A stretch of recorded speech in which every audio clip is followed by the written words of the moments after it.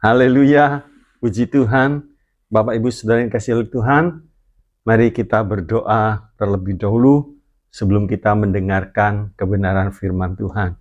Bapa dalam sorga, terima kasih. Tak henti-hentinya kami bersyukur. Kami berterima kasih buat segala berkat, perlindungan, penjagaan-Mu, penyertaan-Mu sampai hari ini ya Tuhan. Sebentar kami ingin mendengarkan kebenaran firman-Mu. Berkati hamba-Mu yang menyampaikan, bahkan kami semua yang mendengarkan. Terpujilah nama-Mu, dalam nama Tuhan Yesus, hamba-Mu bersyukur. Amin. Shalom Bapak, Ibu, Saudara yang dikasihi oleh Tuhan. Haleluya. Pada kesempatan hari ini saya ingin menyampaikan tentang sudahkah kita menguasai pikiran kita? Sudahkah kita menguasai pikiran kita? Amsal 23 ayat yang ke-7 demikian. Sebab seperti orang yang membuat perhitungan dalam dirinya sendiri, demikianlah ia. Silakan makan dan minum, katanya kepadamu. Tetapi ia tidak tulus hati terhadapmu. Saya bacakan dalam terjemahan King James, dikatakan demikian. Karena seperti dia berpikir dalam hatinya, demikianlah dia makan dan minum, katanya kepadamu, tetapi hatinya tidak bersamamu. Ya, kita nggak bisa melihat ya antara mulut, hati dan pikiran. Ya, apa yang diucapkan? Oh silakan makan. Ternyata ada yang tidak sesuai dengan hatinya. Mulut iya, hatinya tidak. Pikirannya berkata tidak, mulutnya iya, dan seterusnya. 1. Kadang kita lupa menguasai pikiran ini. Kadang kita lupa menguasai pikiran. Kenapa? Beberapa orang berpikir begini, ya itu kan hanya di dalam pikiran, kan bukan dalam perbuatan, kan belum dilakukan, itu kan hanya di dalam pikiran. Ya, kalau di dalam pikiran, manusia nggak bisa menangkap. Mungkin dalam pikiran orang itu saya merampok bank, saya membunuh seseorang, tapi di dalam pikiran, polisi nggak bisa menangkap, karena nggak ada bukti-bukti yang jelas. Tetapi saudaraku, Rasul Paulus menasehati kita sebagai orang beriman dalam Galatia 5 ayat yang ke-24.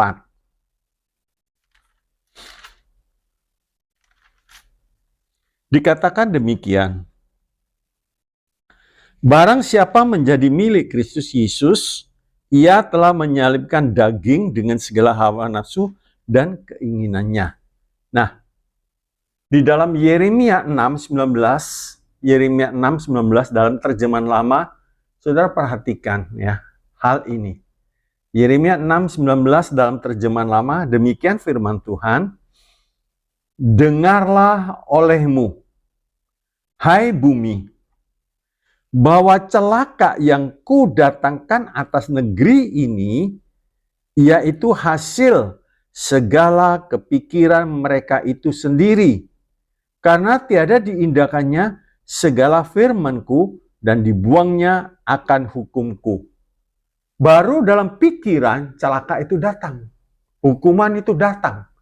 Di hadapan Tuhan, apa yang kau pikirkan itu sudah perbuatan. Kalau tidak disalibkan, begitu pikir jangan dibiarkan. Jangan dibiarkan, salibkan. Nah, dalam Matius 5:28, sebagaimana engkau memandang seorang wanita dan menginginkan seperti kepada istri, itu sudah berzina, baru di dalam pikiran. Nah, kejahatan orang zaman Nuh itu jelas ditulis, saudaraku, ya. Kejadian 6 ayat yang ke-5. Kejadian 6 ayat 5 dalam terjemahan lama.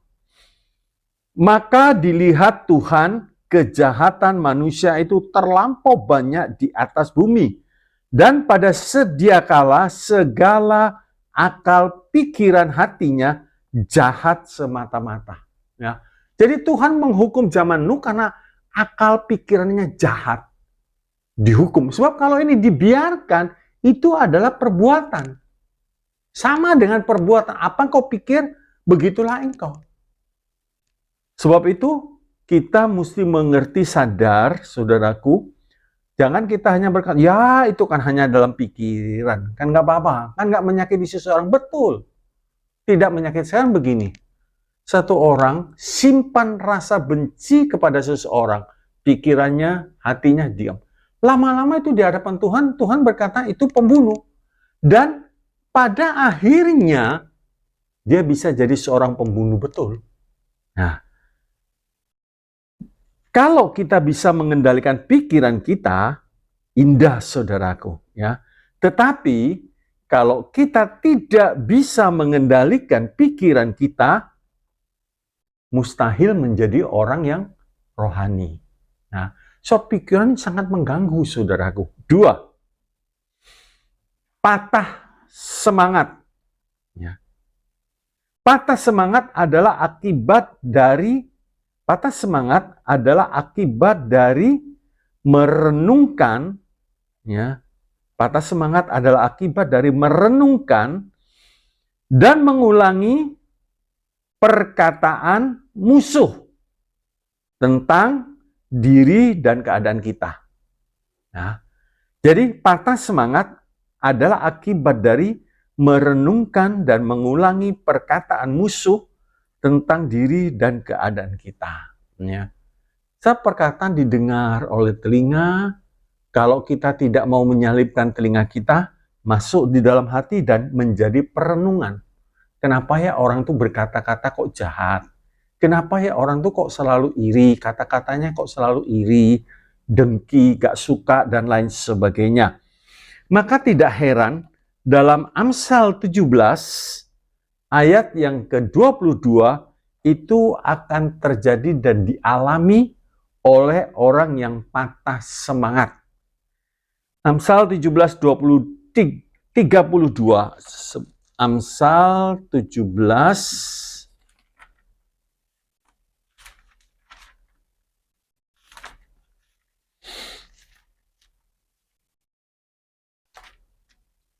ayat yang ke-22 dikatakan demikian, saudaraku. Hati yang gembira adalah obat yang manjur, tetapi semangat yang patah mengeringkan tulang.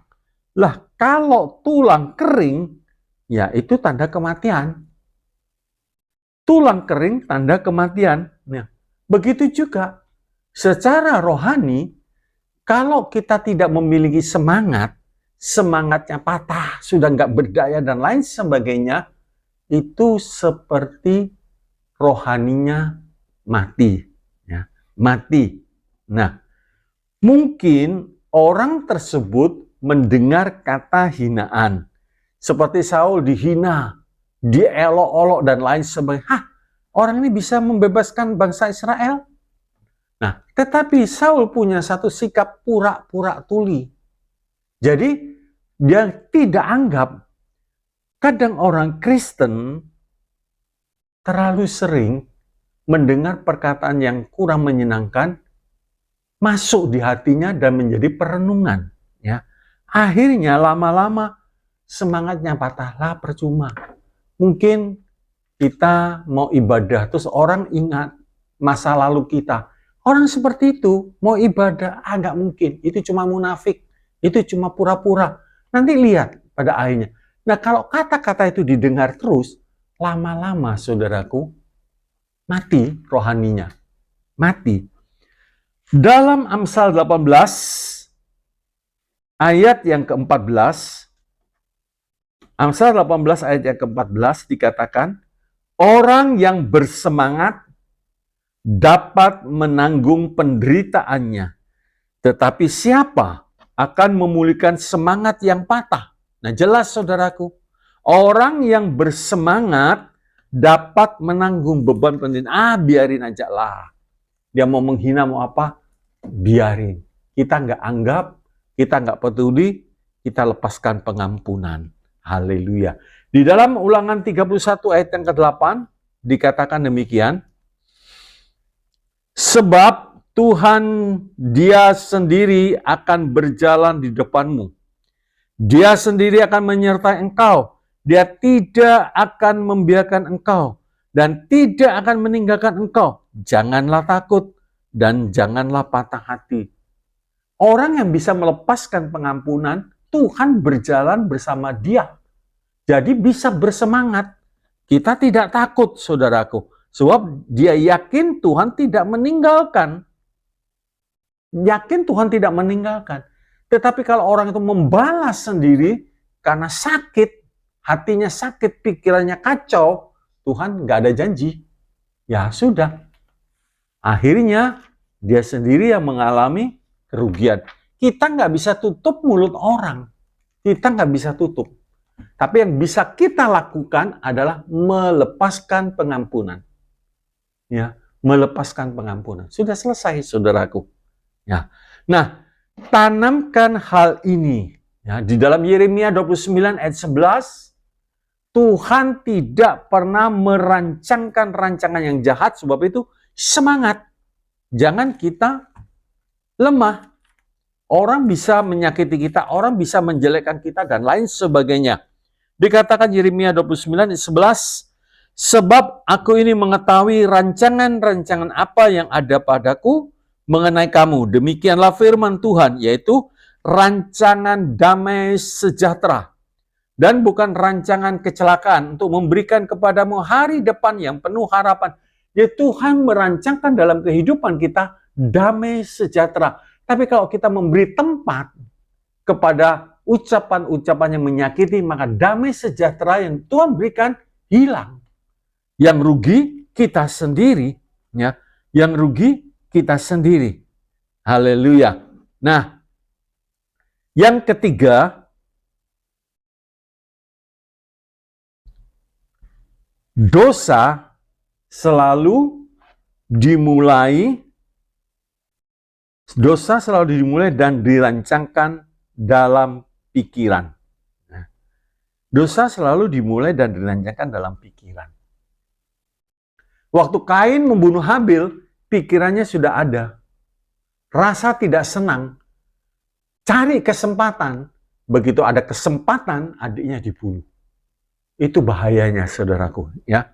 Nah, dosa itu bertumbuh, dosa yang dalam pikiran, bertumbuh sewaktu diberi makan oleh renungan-renungan. Kemudian melahirkan perbuatan. Direnungkan. Lama-lama setan mengisi. Bunuh saja. Hancurkan saja. Gara-gara dari perenungan. Dosa makin lama makin berkembang. Akhirnya beranak maut. Ya, kalau orang hamil pasti melahirkan anak. Dosa yang dikandung lama-lama melahirkan maut. Ini yang berbahaya. Orang berkata, loh kok bisa dia ya? Kok bisa dia berzina? Kok bisa? Di dalam pikirannya tidak diperangi, dibiarkan. Ya. Perenungan-perenungannya dibiarkan. Akhirnya dosa mulai bertumbuh dan mulai jatuh dalam perbuatan. Jatuh dalam perbuatan. Sebab itu, saudaraku, dosa itu dapat dikalahkan, dosa dapat dimatikan sejak awal. Sejak masih ada di dalam pikiran. Dalam nama Tuhan Yesus, pergi, bergumul, berperang. Kalau di sini menang, di pikiran menang, dalam perbuatan nggak mungkin jadi. Tidak mungkin. Semua dosa dalam perbuatan, apa saja, itu dimulai dalam pikiran. Ya, di dalam pikiran. Coba kita melihat Roma 6 ayat 12 sampai yang ke-13. Roma 6, 12 sampai yang ke-13. Sebab itu, hendaklah dosa jangan berkuasa lagi di dalam tubuhmu yang fana, supaya kamu jangan lagi menuruti keinginannya. 13. Dan janganlah kamu menyerahkan anggota-anggota tubuhmu kepada dosa untuk dipakai senjata kelaliman, tetapi serahkanlah dirimu kepada Allah sebagai orang-orang yang dahulu mati, tetapi yang sekarang hidup. Dan serahkanlah anggota-anggota tubuhmu kepada Allah untuk menjadi senjata kebenaran. Itu anggota tubuh kita, tergantung kita. Mau serahkan kepada dosa, jadi alat kejahatan. Mau serahkan pada Tuhan, jadi alat kebenaran. Ya. Kita ngambil keputusan, kita bisa kuat. Kita bisa menyerahkan seluruh anggota tubuh kita kepada Tuhan. Dikatakan, hendaklah dosa jangan berkuasa lagi di dalam tubuhmu yang fana. Nah, ini dosa bisa tidak berkuasa lagi kalau terus-menerus dimatikan, dikatargeokan, dinolkan, dibuat tidak berdaya. Ya, dibuat tidak berdaya. Dosa yang berkuasa lagi di dalam tubuh itu renungan-renungan yang salah, ya. Renungan-renungan salah, dan mulai membangun dan menguatkan kebiasaan-kebiasaan buruk. Perenungan, iya, dulu sayang dilepas ya, seandainya nggak dilepas, nah ini dia, perenungan-perenungan seperti ini, dan itu melemahkan, ya. Renungan yang benar melemahkan kebiasaan yang buruk, dan membuat mereka tidak aktif, ya. Jadi renungan-renungan yang benar itu melemahkan kebiasaan-kebiasaan buruk dan membuat mereka tidak aktif.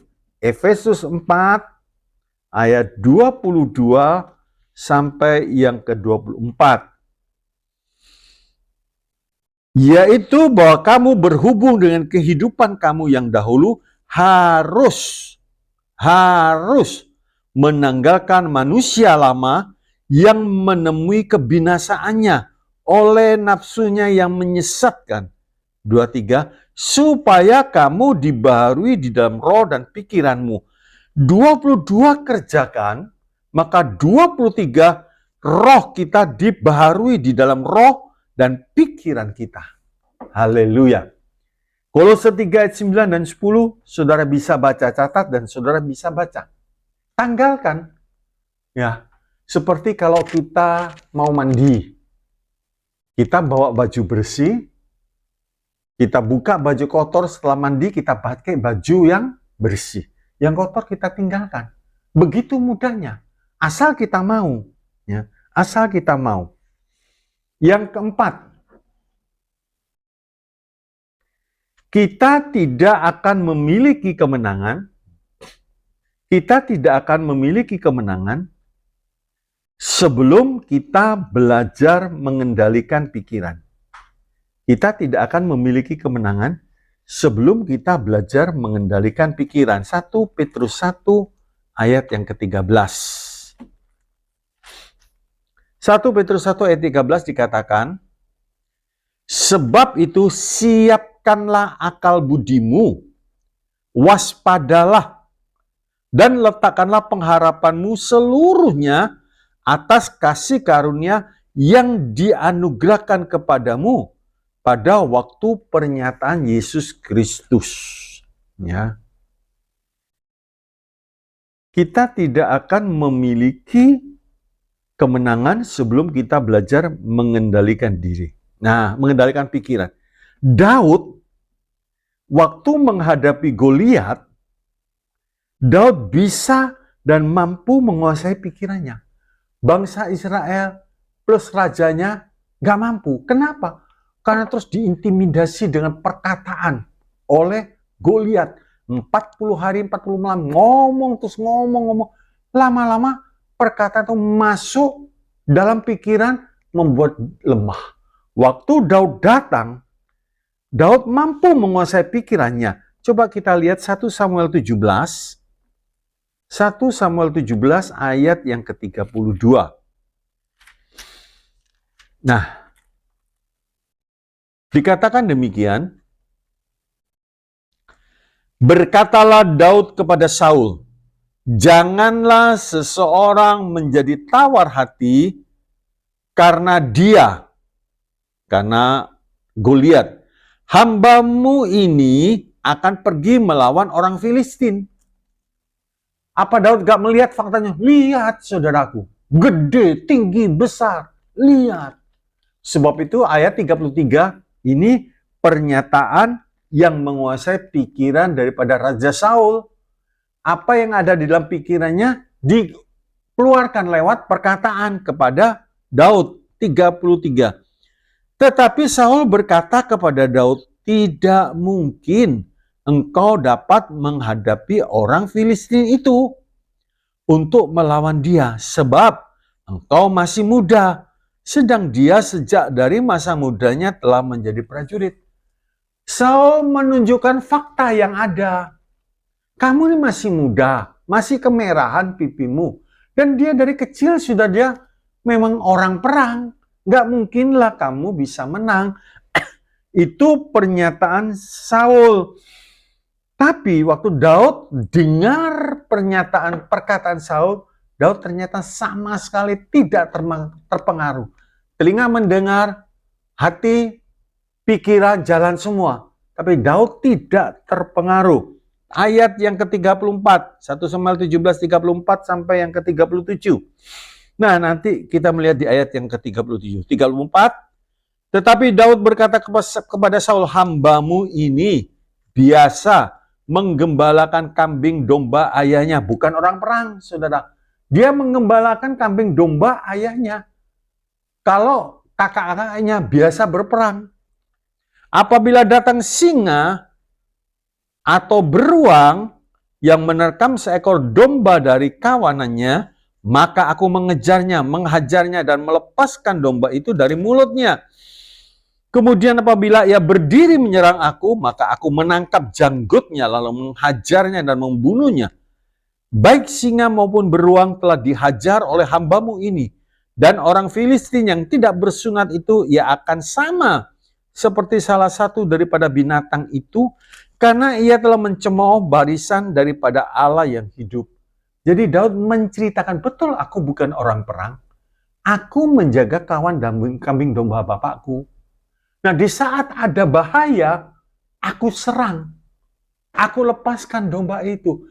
Di balik penggembalaan, Daud punya pengalaman bersama dengan Allah mengalahkan binatang buas. Tanpa Tuhan, Daud yang dimakan. Daud yang diterkam. Tapi sebaliknya, justru Daud yang mengalahkan. 37, pula kata Daud, nah, Tuhan yang telah melepaskan aku dari cakar singa dan dari cakar beruang, dia juga akan melepaskan aku dari tangan orang Filistin itu. Kata Saul kepada Daud, pergilah, Tuhan menyertai engkau. Saudara lihat, percakapan, pembicaraan, kalau kita tidak hati-hati bisa melemahkan iman kita. Lemah kalah sebelum berperang. Tapi Daud punya satu pengalaman bersama dengan Tuhan, sekalipun dia ditunjukkan fakta oleh Saul, dia tidak terpengaruh. Dia tetap berani. Bahkan kata-kata iman daripada Daud di dalam 1 Samuel 17:37 tadi, dia pasti menang. Haleluya. Bapak Ibu Saudara yang dikasih oleh Tuhan, hari-hari ini kita ditunjukkan fakta terus. Bahkan orang-orang bicara fakta. Ya. Tapi Tuhan berkata begini, ingatlah akan perbuatannya yang ajaib. Suruh ingat. Kalau kita sampai hari ini, sampai ada hari ini, kita berada sebagaimana kita ada, jangan takut. Kalau lalu, hari yang lalu, Tuhan jaga, Tuhan lindungi, Tuhan pelihara, Tuhan berkati kita, Tuhan beri kesehatan, dan lain sebagainya, itu sudah kita alami. Hari ini, begitu banyak fakta, begitu banyak perkataan-perkataan yang menerpa kita, tapi kita bisa berkata, Allah yang aku sembah, Tuhan yang aku sembah, Tuhan yang tidak pernah berubah.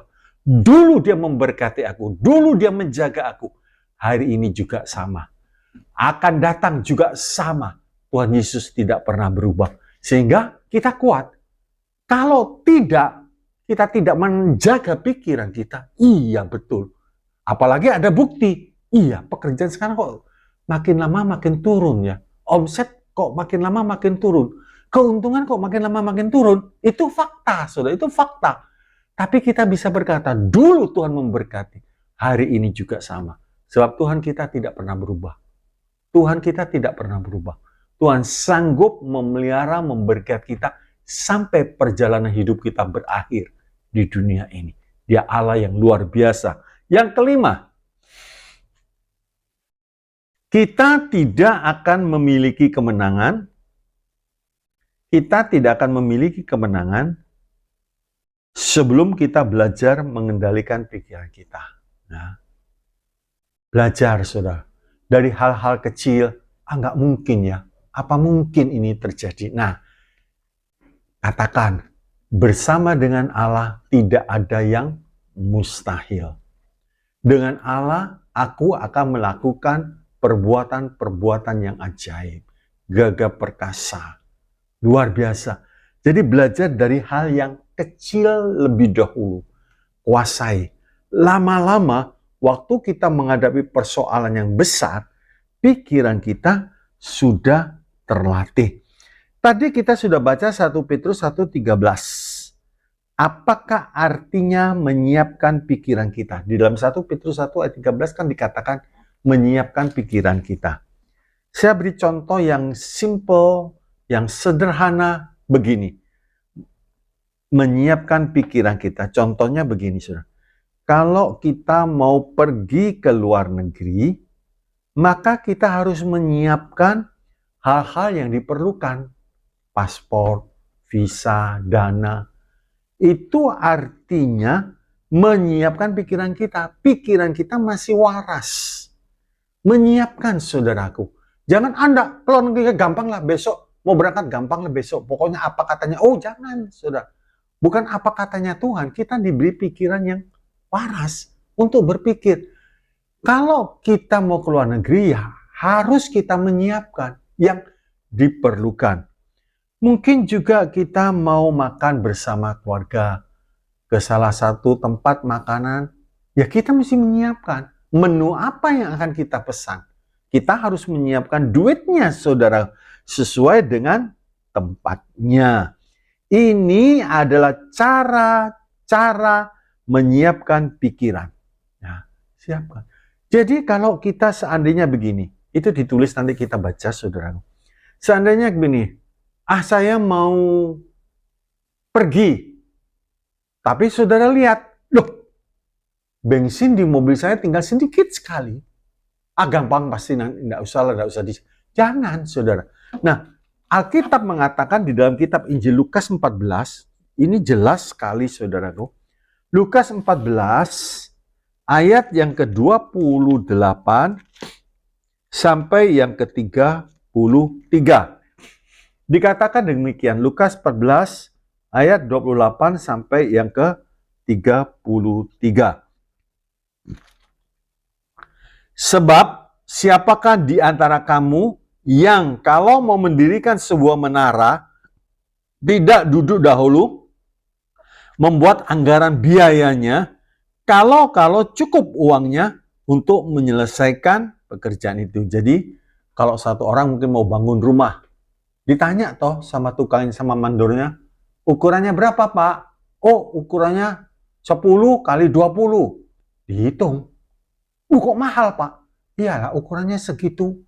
Nah, kita harus membuat anggaran. Ya. Dihitung-hitung, jangan nanti baru bangun sedikit, macet. Gak ada dana. Malu, saudara. Malu. 29, supaya jikalau ia sudah meletakkan dasarnya dan tidak dapat menyelesaikannya, jangan-jangan semua orang yang melihatnya mengejek dia sambil berkata, orang itu mulai mendirikan tetapi ia tidak sanggup menyelesaikannya. Ya nggak salah orang yang mengejek, saudara.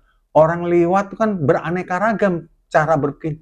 Aneh orang ini, bangun kok nggak bisa selesai. Nah, tapi kalau kita siapkan anggarannya, biasanya ada anggaran tambahan. Nah, itu mungkin 10% atau 20% dari dana yang dialokasikan. Jadi, Kalau ada kenaikan atau apa, masih bisa selesai, saudara.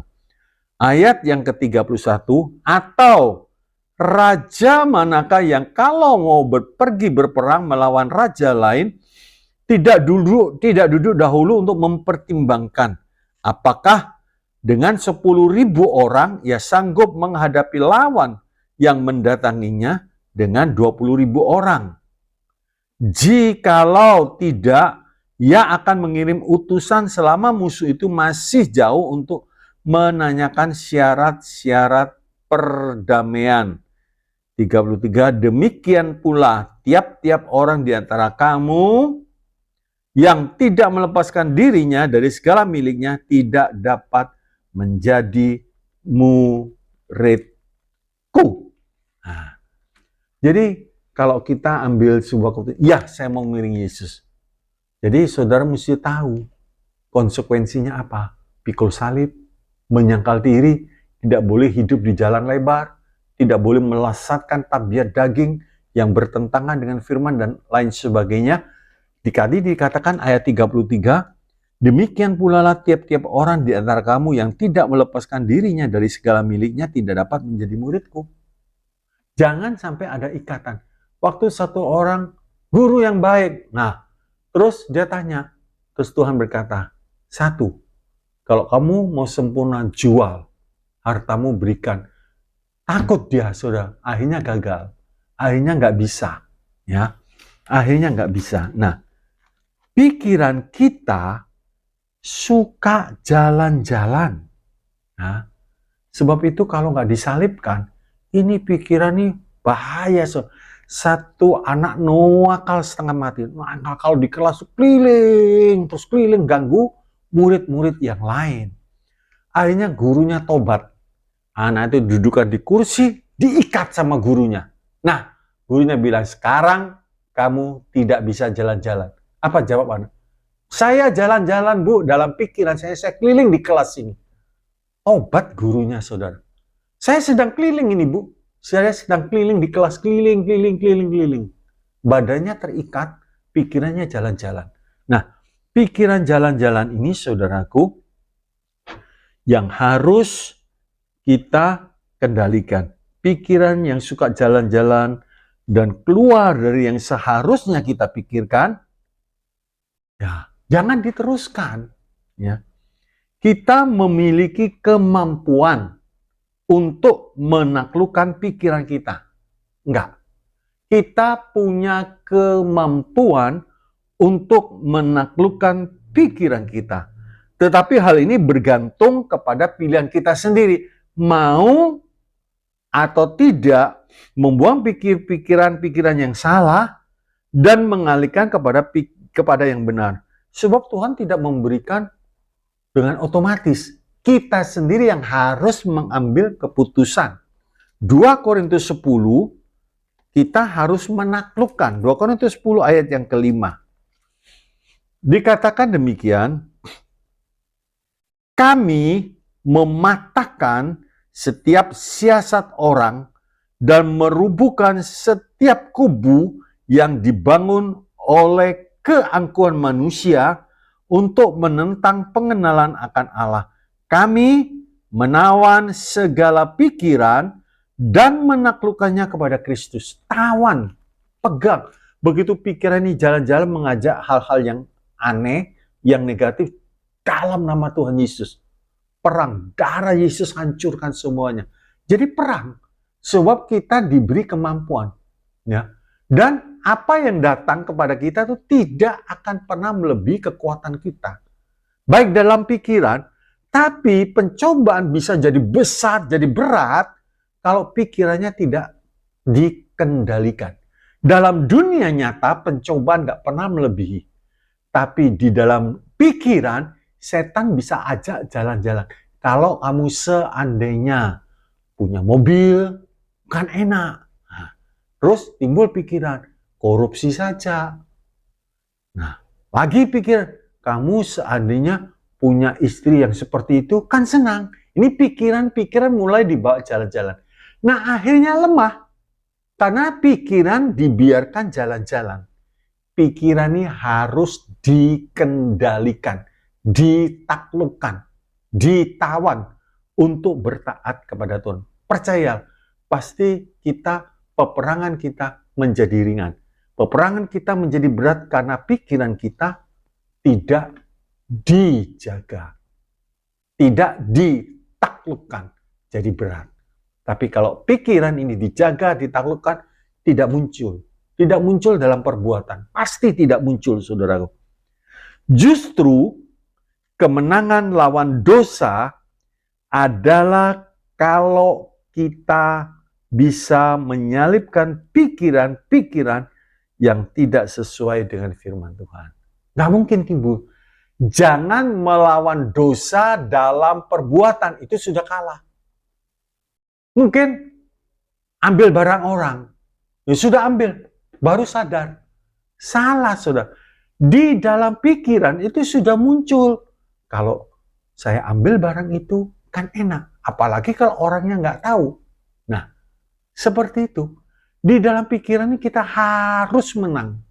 Percayalah, dosa itu dimulai di pikiran. Membenci, iri, dendam, dan lain sebagainya, itu dimulai di dalam pikiran. Kalau pikiran kita bersih, pikiran kita dicocokkan, dikendalikan, ya. Dalam Mazmur dikatakan bagaimana orang muda bisa kalau menyucikan dirinya. 119. Coba kita lihat, saudaraku.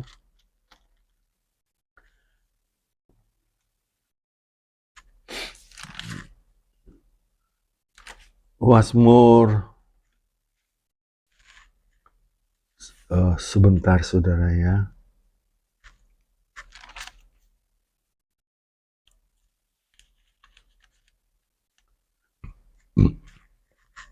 Gimana seorang muda bisa mempertahankan kelakuannya suci kalau dicocokkan dengan firman Tuhan. Mazmur 119 ayat yang ke-9 dan 11. Mazmur 119 ayat 9 dikatakan, dengan apakah seorang muda mempertahankan kelakuan yang bersih? Dengan menjaganya sesuai dengan firman-Mu. Ya. Orang muda mungkin keinginan tantangannya besar. Nah, bisa suci kalau dijaga sesuai dengan firman. 11, dalam hatiku aku menyimpan janji-Mu, supaya aku jangan berdosa terhadap Engkau. Kalau firman Allah memenuhi hidup kita, itu menjadi benteng, menjadi penjagaan, sehingga kita tidak berdosa. Sebab itu ada firman mengatakan, dikuduskan oleh firman dan doa. Ya, haleluya. Nah, kita akan melihat lebih lanjut 6. Kekudusan berhubungan dengan yang kita katakan dalam hati. Kekudusan berhubungan dengan yang kita katakan dalam hati. Mazmur 15 ayat yang ke-2. Mazmur 15 ayat yang kedua dikatakan demikian.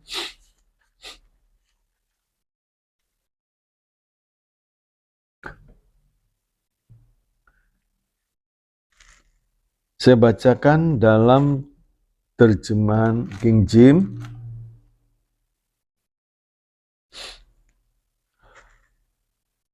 Dikatakan demikian, dia yang berjalan dengan lurus dan mengerjakan kebenaran dan mengatakan kebenaran di dalam hatinya. Haleluya. Mengatakan kebenaran di dalam hatinya. Jadi hatinya dipenuhi oleh kebenaran. Kebenaran itu adalah firman Tuhan. Ya. Isi terus, isi terus. Nah, sebab apa? Kekudusan itu berhubungan dengan yang kita katakan dalam hati. Kalau hati kita bilang tidak, mulut kita bilang iya, itu salah, itu dosa. Itu dari si jahat, saudara. Kalau hati kita bilang tidak, ya mulut kita tidak. Jangan sampai nggak sesuai. Hati ini perlu dijaga, betul-betul dijaga. kita perlu memperhatikan yang kita pikirkan. Sebab Allah mendengar semua ucapan hati kita. Ya. Firman Tuhan memberitahukan apa yang ada dalam pikiran kita. Siapakah kita yang sebenarnya? Coba kita lihat saudaraku, di dalam Ibrani 4 ayat 13. Ibrani 4 ayat yang ke-13 dikatakan demikian, dan tidak ada suatu makhluk pun yang tersembunyi di hadapannya, sebab segala sesuatu telanjang dan terbuka di depan mata Dia, yang kepadanya kita harus memberikan pertanggungjawaban. Jadi, apa yang ada dalam pikiran kita, siapa kita? Ya, siapa kita yang sebenarnya? Itulah dalam pikiran. Mungkin manusia lihat kita, bagus ya orang ini. Sabar, rendah hati, tapi di dalam sombong sebenarnya. Sebab itu Tuhan mengatakan tidak ada makhluk yang tersembunyi. 1 Tawari 28 ayat yang ke-9. 1 Tawari 28 ayat yang ke-9 dikatakan demikian. Dan engkau anakku Salomo, kenallah Allahnya ayahmu, dan beribadahlah kepadanya dengan tulus ikhlas dan dengan rela hati, sebab Tuhan menyelidiki segala hati dan mengerti segala niat dan cita-cita.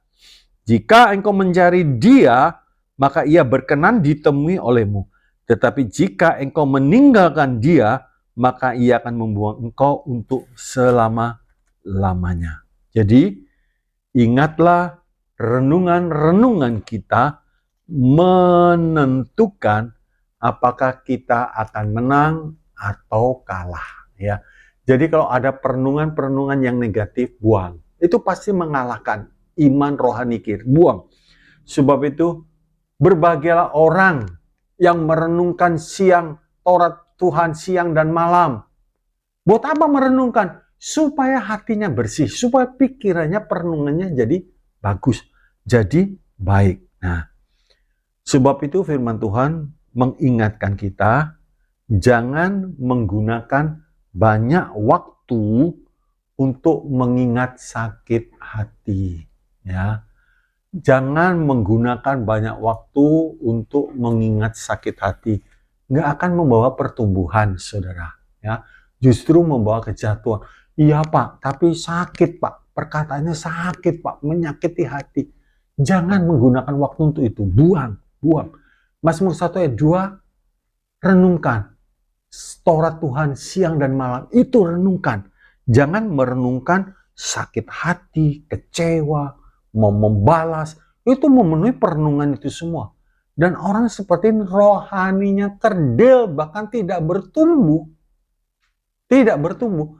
Coba saudara pikir, kalau sudah sakit hati direnung-renungkan, akhirnya kecewa. Akhirnya semangatnya patah, kering. Mengeringkan tulang. Ya. Belajar untuk memikirkan segi-segi yang baik dari orang itu. Pasti ada yang baik.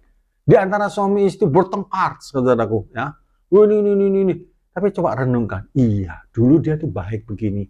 Iya, ini kebaikannya kebaik. Nah, itu yang perlu kita pikirkan. Filipi 4 ayat yang ke-8. Filipi 4 ayat yang ke-8 dikatakan demikian. Jadi akhirnya, saudara-saudara, semua yang benar, semua yang mulia, semua yang adil, semua yang suci, semua yang manis, semua yang sedap didengar, semua yang disebut kebajikan dan patut dipuji, pikirkanlah semuanya itu. Jangan pikir sakit hati. Aduh sakit. Ya, jangan pikiran yang baik itu semua. Pikirkan semuanya. Nah, dan 9, dan apa yang telah kamu pelajari, dan apa yang telah kamu terima, dan apa yang kamu telah dengar, dan apa yang telah kamu lihat padaku, lakukanlah itu. Maka Allah sumber damai sejahtera akan menyertai kamu. Jadi di saat kita melakukan, maka Allah sumber damai sejahtera akan menyertai kita. Kalau kita mau, apa yang kita sudah dengar, mungkin kita datang ibadah, kita dengar ampuni, nah, jangan kecewa kita. Tapi sekarang Tuhan, firman Tuhan mengatakan, praktikkan, lakukan itu. Maka Allah sumber damai sejahtera menyertai kita. Oh, damai dari Allah bukan main, luar biasa. Kesimpulannya satu, tidak mungkin menjadi orang yang rohani tanpa mengendalikan pikirannya. Tidak mungkin, ya, menjadi orang rohani tanpa mengendalikan pikirannya. Dua, kita memiliki kemenangan kalau kita bisa mengendalikan pikiran. Kita memiliki kemenangan kalau kita bisa mengendalikan pikiran. Tuhan Yesus memberkati kita. Mari kita berdoa. Haleluya, haleluya. Kuasai, taklukkan, saudara. Patahkan, kalahkan pikiran-pikiran yang negatif. Bapa di dalam surga, terima kasih. Kembali Tuhan firman-Mu mengingatkan kami mengingat kebaikan-Mu, perbuatan-Mu ajaib. Dan hari ini kami tetap mengingat, sebab itu sekalipun kesukaran-kesukaran begitu banyak, kami akan berkata, Yesus tidak pernah berubah. Dulu memberkati, sekarang memberkati. Dulu menyertai, sekarang pun menyertai. Haleluya. Berkati umat-Mu yang sedang bergumul menghadapi masa-masa yang sulit. Biar firman-Mu mengingatkan kami semua. Mungkin ada yang menyakitkan, biar kami memikirkan hal-hal yang baik, Tuhan. Sehingga damai sejahtera daripada Tuhan menyertai kehidupan kami. Terpujilah nama-Mu, diberkatilah umat-Mu lewat kebenaran firman Allah. Terima kasih dalam nama Tuhan Yesus, hamba-Mu bersyukur dan berserah.